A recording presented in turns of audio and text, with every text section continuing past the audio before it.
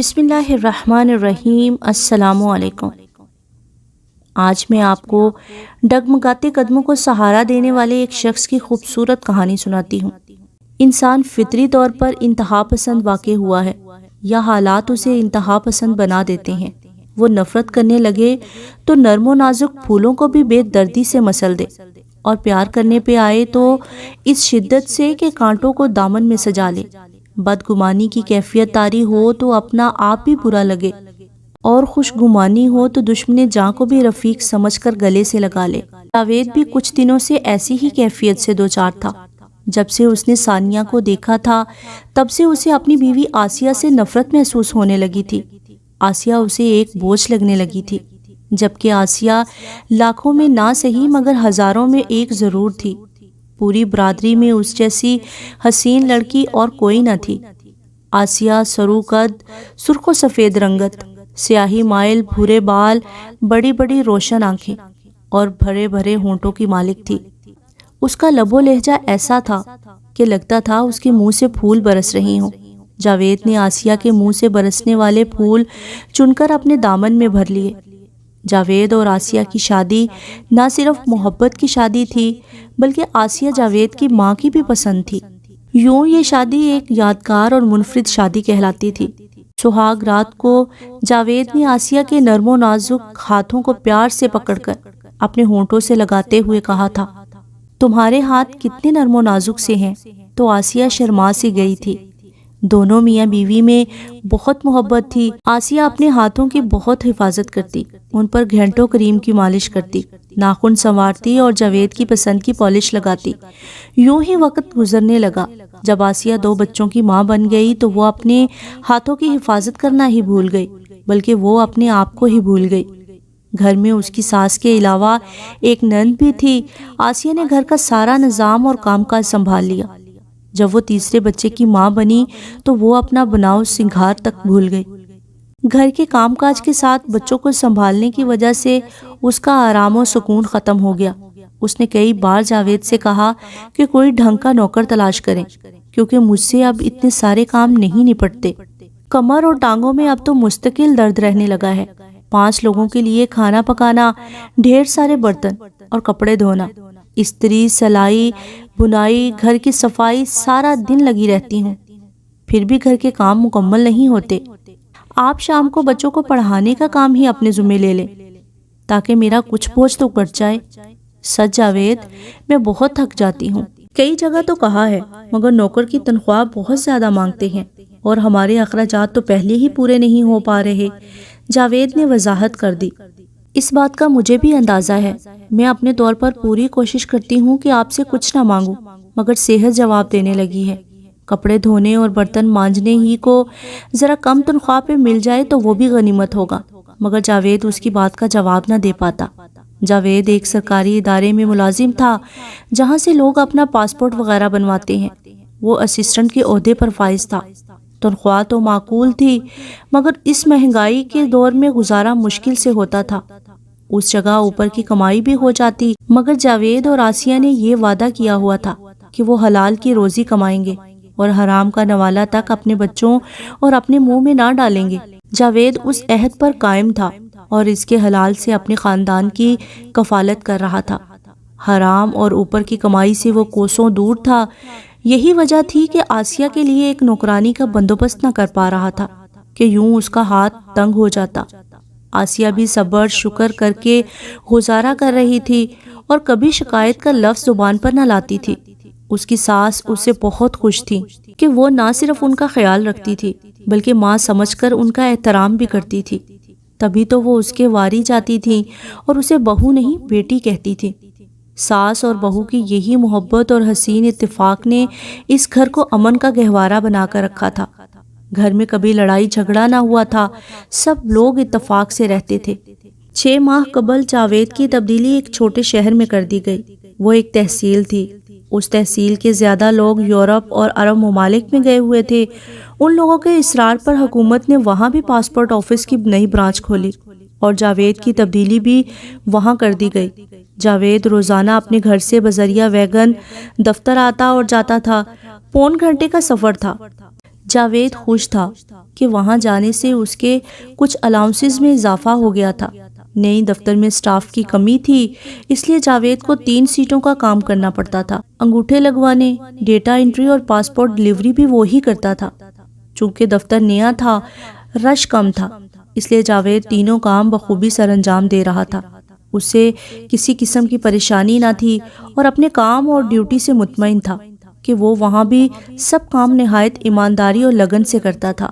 اس کے officers, staff کے لوگ اور سائل بھی اس سے مطمئن تھے۔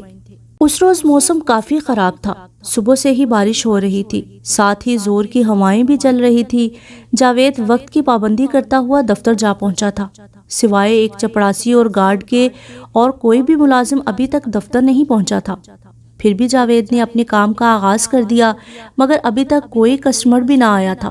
وہ اپنی سیٹ پر بیٹھا گزشتہ دن کا کام دوبارہ چیک کر رہا تھا کہ دفتر کی خاموش فضا میں اچانک سینڈل کی ایڑی کی ٹک ٹک کرتی آواز نے ایک عجیب یکسانیت سا نغمہ بکھیرا اور ساتھ ہی کمرہ بھی مہک اٹھا۔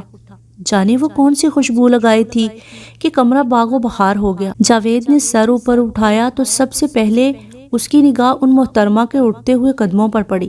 سرخ سینڈل میں انتہائی سفید اور سڈول سے پاؤں، جن کے ناخن بالکل سینڈل ہی کی طرح سرخ رنگ کی پالش سے سجے تھے۔ اوپر نازک نازک ٹخنوں پر طلائی پازیب چمک رہی تھی۔ واہ، اس نے دل میں کہا اور اوپر نظر اٹھائی۔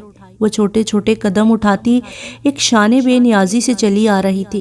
نگاہ ملنے پر خاتون نے ہاتھ اٹھا کر ماتھے تک لے جاتے ہوئے السلام علیکم کہا۔ ابھی وہ پاؤں کی خوبصورتی کے روب میں ہی ڈوبا ہوا تھا کہ اس کے ہاتھوں کی خوبصورتی نے اسے بالکل ہی چندھا دیا۔ وہ گورے گورے مخروطی انگلیوں والے ہاتھ، جن میں جانے کتنی ہیرے جڑی انگوٹھیاں جگمگا رہی تھی، نازک پوروں پر بڑے ہوئے لمبے لمبے ناخن بھی پاؤں کے ناخنوں پر لگی پالش کے ہی رنگ سے آراستہ تھے۔ سنہری چوڑیاں بازوؤں کے اوپر اٹھنے پر کھنکھنا اٹھی تھی۔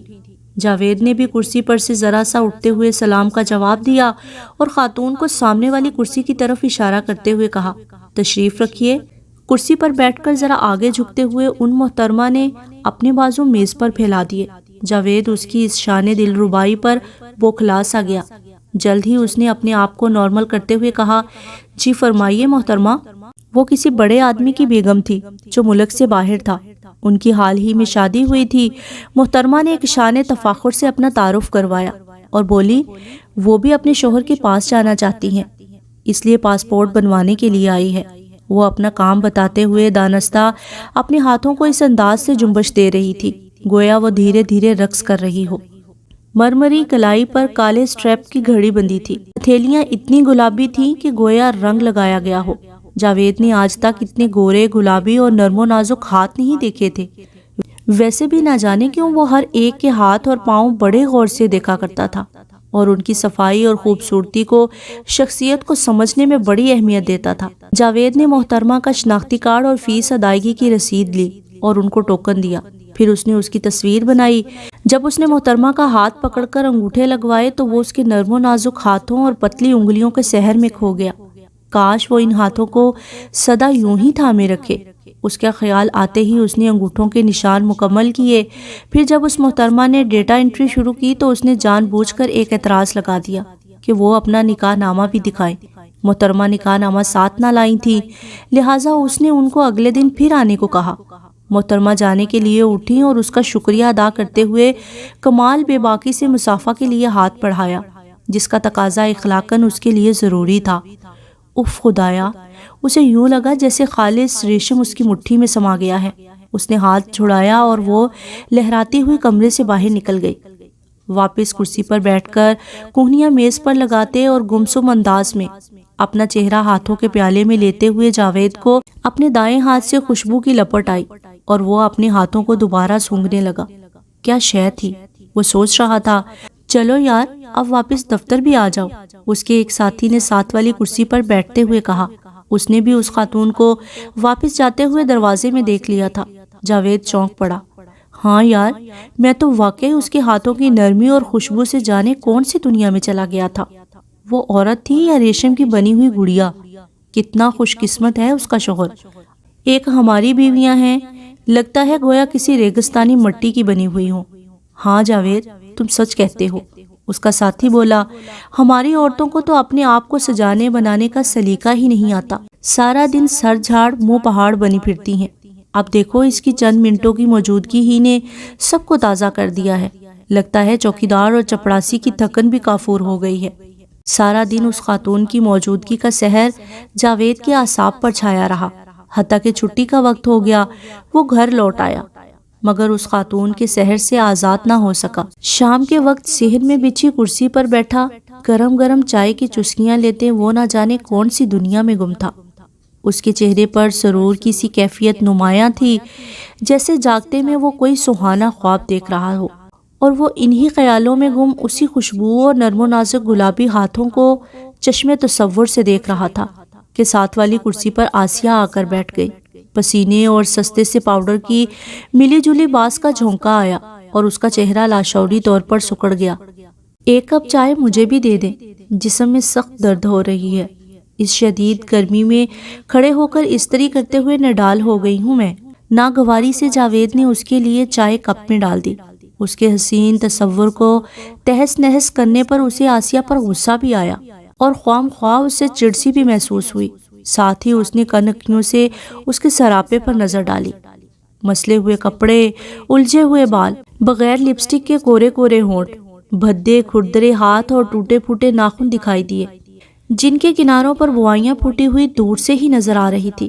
اس کا سارا نشہ کافور ہو گیا۔ کتنی بد سلیقہ اور بد ذوق ہے یہ، اپنے آپ کو ڈھنگ سے سنوار بھی نہیں سکتی، اس نے بدمزہ ہوتے ہوئے سوچا۔ اگلے دن جاوید صبح جلدی اٹھ گیا۔ اس نے پینٹ اور شرٹ نکال کر خود ہی استری کی اور وہ پہن کر دفتر روانہ ہو گیا۔ آج اس خاتون نے پھر آنا تھا۔ وہ دفتر پہنچ کر بے قراری سے ایک ایک پل گننے لگا، اور جب ایک نئی خوشبو کا جھونکا آیا تو وہ جان گیا کہ وہ خاتون آ گئی ہیں۔ آج اس نے دوسرا لباس پہنا تھا، پنک کلر کے سوٹ کے ساتھ اس نے سینڈل بھی اسی کلر کے پہنے ہوئے تھے، ناخنوں پر پالش بھی اسی کلر کی تھی اور ان پر طلائی پازیب چمک رہی تھی۔ آج خوشبو بھی نہیں تھی۔ جاوید اسے دیکھ کر کرسی سے اٹھ کھڑا ہوا۔ خاتون نے سلام کیا اور نکاح نامہ کی کاپی جاوید کی طرف بڑھا دی۔ جاوید نے کاپی وصول کر کے ٹوکن خاتون کی طرف بڑھایا اور بولا، 2 دن بعد آپ کو پاسپورٹ مل جائے گا۔ شکریہ کہہ کر خاتون نے مصافحہ کے لیے ہاتھ بڑھا دیا۔ جاوید نے بھی اپنا ہاتھ بڑھایا اور وہ خاتون چلی گئی، مگر اس کی خوشبو اور اس کے حسین سراپے کا خیال دن بھر جاوید کے دل و دماغ پر چھایا رہا۔ اس کے گلابی اور ریشمی ہاتھوں کا لمس وہ دن بھر محسوس کرتا رہا۔ وہ چھٹی کر کے گھر پہنچا تو اس خاتون کا سراپا ابھی تک اس کے خیالوں میں بسا ہوا تھا۔ شام کو جب اس کی بیوی اس کے لیے چائے لے کر آئی تو اس نے اس کے ہاتھوں سے کپ تھامتے ہوئے اس کے کھردرے اور کالے ہاتھوں کی طرف دیکھا تو اسے آج پھر چڑ سی محسوس ہوئی۔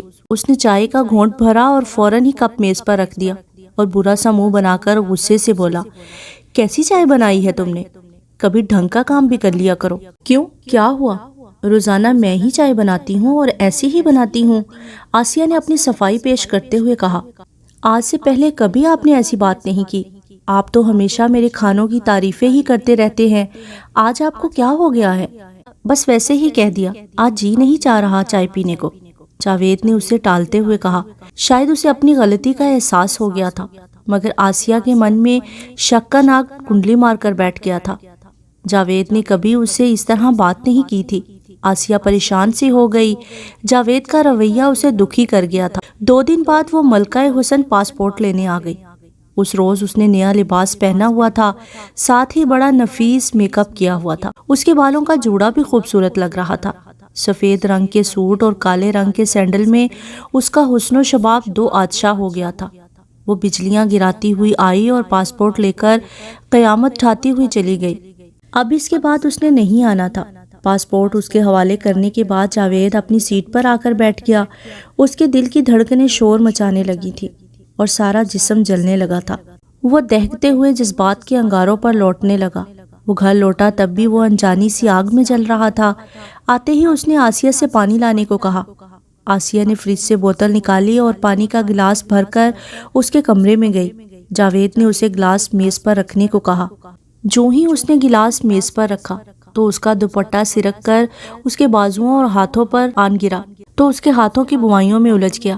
اس نے دوپٹہ بوائیوں سے چھڑانے کی کوشش کی تو پانی کا گلاس اس کی زد میں آ کر فرش پر آن گرا اور ٹوٹ گیا۔ آسیہ اپنے ہاتھوں کو الٹ پلٹ کر دیکھنے لگی۔ جاوید کا تو دماغ ہی گھوم گیا۔ اس نے ایک زوردار تھپڑ آسیہ کے چہرے پر گاڑتے ہوئے کہا، جاہل اور بدتمیز عورت، تمہیں کسی بات کا سلیقہ نہیں ہے۔ اپنے ہاتھوں اور اپنی شکل کو دیکھو، بھنگن لگ رہی ہو۔ آسیہ کی آنکھیں بھر آئی اور وہ اپنا گال سہلانے لگی۔ جاوید نے پہلی بار اس پر ہاتھ اٹھایا تھا۔ جاؤ، نکل جاؤ میرے کمرے سے اور مجھے اپنی منحوس شکل سے نجات دلاؤ۔ جاوید دھاڑا۔ آسیہ روتی ہوئی اس کے کمرے سے نکلی اور ساس کے کمرے میں جا کر ان کی گود میں سر رکھ کر رونے لگی۔ اس کی ساس بھی پریشان ہو گئی۔ آسیہ نے روتے روتے ان کو تمام بات بتائی تو وہ حیران اور پریشان ہو گئیں کہ جاوید کو کیا ہو گیا ہے، اس نے بہو پر ہاتھ کیوں اٹھایا ہے۔ انہوں نے آسیہ کو تسلی دلاسے دے کر چپ کرایا کہ وہ جاوید کی خبر لیں گی اور اسے باز پرس کریں گی کہ اس کا رویہ اچانک بدل کیوں گیا ہے، گھر کی پرسکون فضا میں بھونچال سا کیوں آ گیا ہے، کون ہے جو اس گھر کی دیواروں میں شگاف ڈالنے لگا ہے۔ انہیں کسی پل چین نہیں تھا۔ انہوں نے آسیہ کو اپنے پاس ہی بٹھا لیا اور جاوید کا انتظار کرنے لگی کہ وہ جب ان کو سلام کرنے آئے گا تو وہ اس کی خوب خبر لیں گی۔ جب کافی دیر گزرنے کے باوجود جاوید ان کے پاس نہ آیا تو انہوں نے پوتے کو کہہ کر اسے بلوایا۔ جاوید شرمندہ سا ہو کر ان کے کمرے میں داخل ہوا تو وہ اس پر برس پڑی کہ اس نے مرد ہو کر ایک کمزور عورت اور اپنی بیوی پر ہاتھ کیوں اٹھایا۔ لگتا ہے میری دی ہوئی تربیت میں کوئی کمی رہ گئی ہے۔ جاوید شرمندہ سا نگاہیں جھکا کر بیٹھا تھا اور ماں کی کسی بات کا جواب نہ دے رہا تھا۔ انہوں نے آسیہ کو آواز دے کر اپنے کمرے میں بلا لیا اور اس کے سامنے جاوید سے پوچھنے لگی، بتاؤ اس کا کیا قصور تھا؟ صرف ایک شیشے کے گلاس کے ٹوٹنے پر تم نے اس پر ہاتھ اٹھا دیا۔ اس کا قصور صرف یہ ہے کہ اس کے ہاتھوں میں بوائیاں پھوٹ نکلی ہیں، اس کے ہاتھ کھردرے ہو گئے ہیں۔ میں آسیہ کو تم سے زیادہ جانتی ہوں، یہی تمہاری سچی ہمدرد اور تمہارے دکھ سکھ کی ساتھی ہے۔ یہ کام سے کبھی نہیں گھبراتی۔ تم دونوں نے حلال کی روزی سے گزارا کرنے کا عہد کیا ہوا تھا۔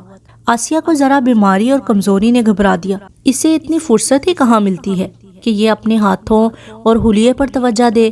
تم پہچانو تو صحیح، یہی وہ نرم و نازک اور سڈول ہاتھ ہیں جن کی تم تعریف کرتے اور ہونٹوں سے لگاتے نہیں تھکتے تھے۔ تم اس کے ہاتھوں کی ہی نہیں، اس کے پیروں کی بھی تعریف کرتے تھے۔ اب تو اس کی پوریں چاقو چھریوں کی مسلسل خراشوں اور دیسی صابن کے سوڈے کی سختی سے کٹ گئی ہیں۔ برتنوں کی سیاہی نے ان کا رنگ اور روپ بگاڑ ڈالا ہے۔ تم نہیں جانتے کہ آسیہ اپنے ہاتھوں کے کھردرے پن اور سانولے رنگ پر فخر محسوس کرتی ہے۔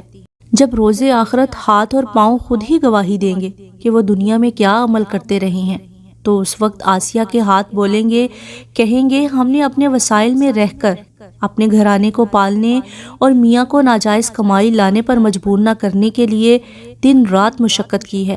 آسیہ کے کھردرے ہاتھ مجھے ان نازک ہاتھوں سے بہت عظیم اور اعلیٰ لگتے ہیں جو تم لوگوں کی شادی سے پہلے تھے۔ تم نے نہ جانے کس کے حسین اور نرم و نازک ہاتھ دیکھ لیے ہیں کہ بیوی کے ہاتھوں سے نفرت ہو گئی ہے۔